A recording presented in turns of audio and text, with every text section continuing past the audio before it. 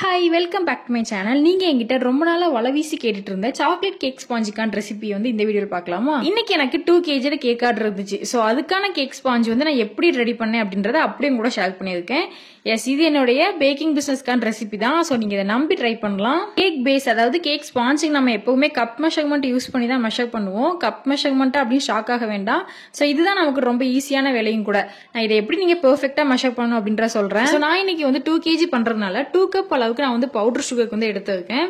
So நீங்க 1/2 kg பண்றீங்கன்னா 1/2 cup எடுத்துக்கோங்க. 1 kgனா 1 கப். இது 250 ml cup set. Cup measurement எப்பவுமே அதை நம்ம ரொம்ப அழுத்தியோ டேப் பண்ணி எடுக்கக்கூடாது. இப்போ உங்களுக்கு என்ன வேணுமோ, லைக் மைதா அப்படின்னா ஜஸ்ட் அந்த கப் ஃபுல்லாவே நீங்க மைதா மேல மேல அப்ளை பண்ணிட்டு தென் ஒரு நைஃப் வச்சு நீங்க ஈவனா லெவல் பண்ணிக்கோங்க. ரொம்ப டேப் பண்ணீங்க அப்படின்னா அதுல நமக்கு எக்ஸ்ட்ரா ஸ்பேஸ் கிடைக்கும். அது மூலமா நம்ம இன்னும் கொஞ்சம் ஆட் பண்றதுனால குவான்டிட்டி அதிகமாயிடும். சேம் இதே மாதிரி தான் நீங்க பவுடர் சுகருக்குமே அளந்து எடுக்கணும். தென் வெனிலா பேஸ் பண்றீங்க அப்படின்னா அந்த கப் ஃபுல்லாவே நீங்க மைதா மட்டும் எடுத்தாலே போதும். இதுவே சாக்லேட் பண்றீங்க அப்படின்னா அந்த கப்ல 1/4 கப் அளவுக்கு கோகோ பவுடரும் பேலன்ஸ் ஃபுல்லாவே நம்ம மைதா ஃபில் பண்ணிக்கணும். நீங்க 1 கப் ஃபுல்லாவே மைதா, தென் அதுக்கு போக நம்ம 1/4 கப் அளவுக்கு கோகோ பவுடர் நம்ம எடுக்கக்கூடாது. அப்படி எடுத்தோம் அப்படின்னா குவான்டிட்டி ஆட்டோமேட்டிக்கா அதிகமாயிடும். கேக் சாஃப்ட்னஸ் போயிட்டு ஒரு மாதிரி ஹார்ட் ஆயிடும். நெக்ஸ்ட் நம்ம 2 கப் அளவுக்கு பவுடர் சுகர் எடுத்து வச்சுக்கணும்ல. ஸோ அது கூட நம்ம எக் ஆட் பண்ணிக்கலாம். இந்த 2 kg கேக்கு 8 எக் தேவைப்படும். ஸோ 1 by 1 நம்ம இந்த சுகர் கூட எக் எல்லாம் உடச்சி ஊத்திக்கலாம். அது கூடவே 2 டேபிள் ஸ்பூன் அளவுக்கு நமக்கு வாட்டர் தேவைப்படும். வாட்டர் இது நார்மல் வாட்டர் தான், வார்ம் வாட்டர்லாம் இல்ல. ஸோ நம்ம நார்மலா வீட்டில் உள்ள வாட்டர் யூஸ் பண்ணிக்கலாம். இந்த சாக்லேட் கேக் ஸ்பாஞ்ச் நம்ம கேக் ஜெல் யூஸ் பண்ணி பண்றதுனால அதுக்கு வாட்டர் கண்டிப்பா நம்ம ஆட் பண்ணணும்.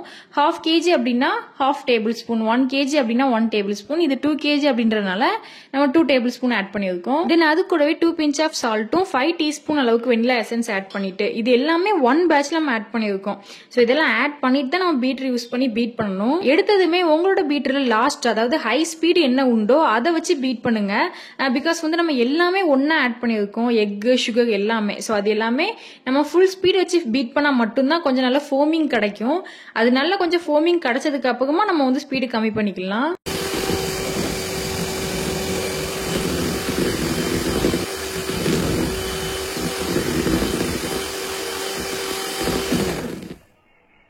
ஸோ இப்போ பார்த்தீங்க அப்படின்னாலே உங்களுக்கு டிஃபரன்ஸ் தெரியும். ஸ்டார்டிங்கில் நமக்கு பீட் பண்ணதுமே ஃபுல்லாகவே yellowish-ஆ இருக்கும்.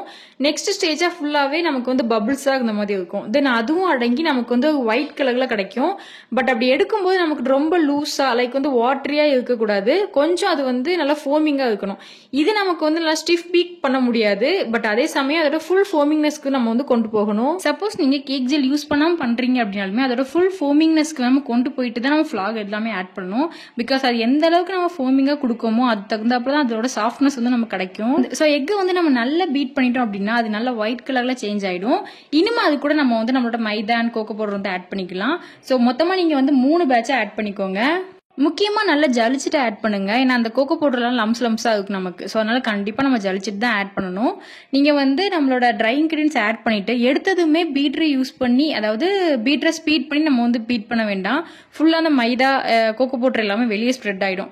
ஸோ ஃபர்ஸ்ட் நீங்க அந்த பீட்டரை வச்சு ஆன் பண்ணாம மிக்ஸ் பண்ணி விட்டுட்டு அதுக்கப்புறமா நீங்க ஆன் பண்ணிக்கோங்க. மெயினா அந்த டைம்ல நம்ம பண்ணக்கூடாதது ட்ரை இன்கிரீடியன்ஸ் ஆட் பண்ணதுக்கு அப்புறமா பீட்டர் யூஸ் பண்ணி ரொம்ப நேரம் போட்டு பீட் பண்ணக்கூடாது. ஜஸ்ட் அந்த ஃபிளாக் எல்லாமே ஸ்ப்ரெட் ஆனா மட்டும் போதும். இந்த டைம்ல நம்ம பீட்டர் யூஸ் பண்ணி ரொம்ப நேரம் பீட் பண்ணோம் அப்படின்னா அந்த பேட்டர் அப்படியே நமக்கு டவுன் ஆயிடும். மீன்ஸ் அந்த பேட்டர்ல நமக்கு 1/4 பங்கு அளவுக்கு நமக்கு அப்படி சப்பையாயிடும். ஃபோமிங்னஸ் எல்லாமே அடங்கி. ஸோ ட்ரை இன்கிரீடியன்ஸ் ஆட் பண்ணி ஈவனா மிக்ஸ் பண்ணிக்கோங்க. சைட்ஸ் எல்லாமே நல்லா ஸ்க்ரேப் பண்ணி மிக்ஸ் பண்ணிக்கோங்க. இந்த டைம்ல உங்களுக்கு பீட்டர் யூஸ் பண்ணா ரொம்ப பீட் பண்ணிடுவோம், அது ஃபிளாப் ஆயிடுமோன்னு உங்களுக்கு தோணுச்சு அப்படின்னா ட்ரை இன்கிரீடியன்ஸ் ஆட் பண்ணதுக்கு அப்புறமா மட்டும் விஸ்க் யூஸ் பண்ணிக்கோங்க.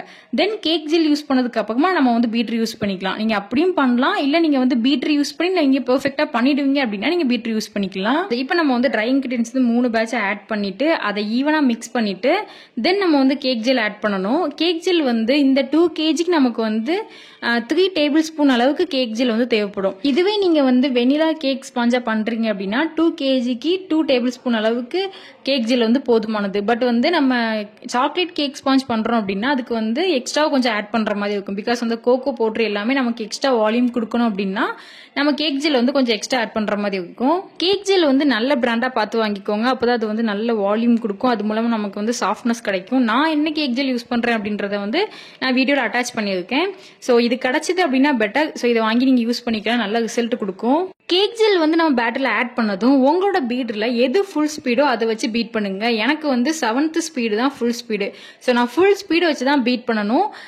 தென் வந்து இதோட வால்யூம் பார்த்தீங்க அப்படின்னா அதோட கலர் வந்து நல்லா சேஞ்ச் ஆகி நமக்கு ரிப்பன் கன்சிஸ்டன்சில கிடைக்கும். ஸோ அந்த அளவுக்கு நீங்க வந்து நல்லா பீட் பண்ணிட்டே இருக்கணும், அதுக்கு நல்ல டைம் கொடுத்து பீட் பண்ணணும். கலர் வந்து கொஞ்சம் கொஞ்சமா சேஞ்ச் ஆகி லைட் கலர் ஆகும், அதுக்கப்புறமா தான் நமக்கு வந்து ரிப்பன் கன்சிஸ்டன்சி கிடைக்கும். அது மெயினா நமக்கு வேணும். ஃபைனலா அது கூட நம்ம வந்து 1/2 கப் அளவுக்கு ஆயில் வந்து ஆட் பண்ணிக்கலாம். ஆயில் வந்து ரீஃபைண்ட் ஆயில் ஆட் பண்ணிக்கோங்க, எந்த ஸ்மெல்லுமே இல்லாத ஒரு நல்ல பிராண்டா பார்த்து வாங்கிக்கோங்க. ஆயில் வந்து ஆட் பண்ணதுக்கு அப்புறமா ரொம்ப பீட்டர் யூஸ் பண்ணி பீட் பண்ணக்கூடாது, அது கேக் ஸ்பாஞ்சை வந்து ஹார்ட் ஆக்கிடும். ஸோ லைட்டா நீங்க பீட்டர் யூஸ் பண்ணி மிக்ஸ் பண்ணிட்டு தென் ஸ்பேச்சுலா வச்சு டாப் டு பாட்டம் நல்லா மிக்ஸ் பண்ணி விடுங்க.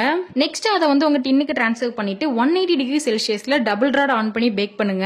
நான் இன்னைக்கு வந்து எல்லாமே கொஞ்சம் ஹைட்டான டின் தான் யூஸ் பண்ணிருக்கேன், பிகாஸ் வந்து கஸ்டமர் கொஞ்சம் ஹைட்டா தான் கேக் வேணும்னு கேட்டிருந்தாங்க. ஸோ இது எனக்கு பேக் ஆகுதுக்கு மொத்தமா எனக்கு பேக் ஆகி நான் வெளியே எடுக்கிறதுக்கு வந்து 40 to 50 மினிட்ஸ் கிட்ட ஆயிடுச்சு. ஸோ இதுவே நீங்க வந்து இந்த அளவுக்கு ஹைட் இல்லாம கொஞ்சம் பிளாட்டான டின்னா யூஸ் பண்றீங்க அப்படின்னா 35 மினிட்ஸ்லாம் பேக் ஆயிடும். அது பேக் ஆயிடுச்சான்னு செக் பண்றதுக்கு வந்து ஒரு ஸ்டிக் வச்சு இன்சர்ட் பண்ணி பாருங்க, அதுல உங்களுக்கு எதுவுமே ஒட்டாம எந்த ஒரு பிசு பிசுன்னு இல்லாம இருந்துச்சு அப்படின்னா உங்களுக்கு பேக் ஆயிடுச்சுன்னு அர்த்தம்.